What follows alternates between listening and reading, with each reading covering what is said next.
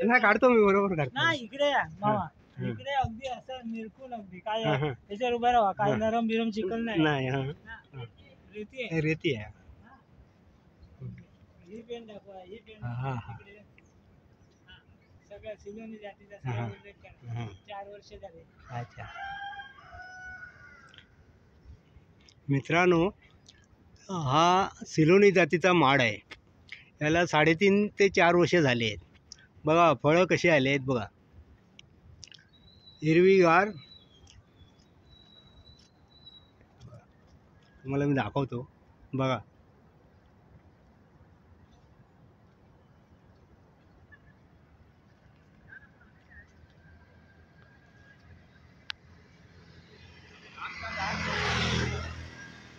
नारळ बघा, हे बघा दुसरा घड येतोय.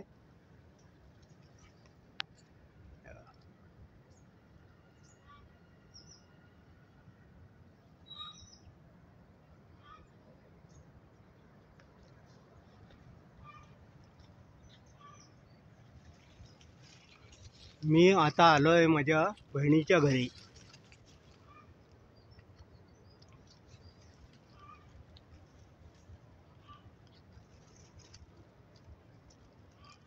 एवढ्या लहान माडावर बघा कसे घडाने नारळ धरले.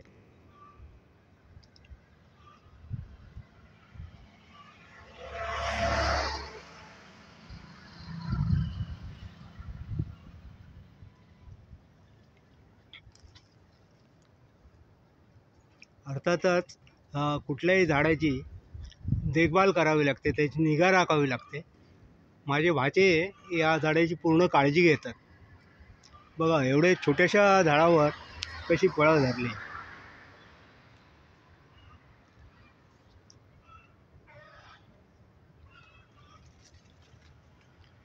मला तर वाटते कोकणामध्ये या सिलोन जातीच्या नारळाची जास्तीत जास्त प्रमाणात लागवड करायला काही हरकत नाही. इकडचं हवामान पण त्यांना मानवतं.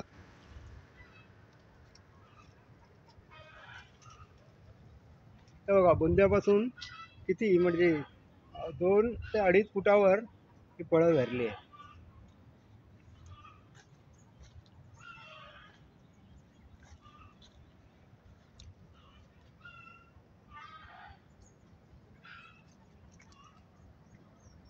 फळ पण खूप मोठं आहे याचं. याची साल पातळ असते.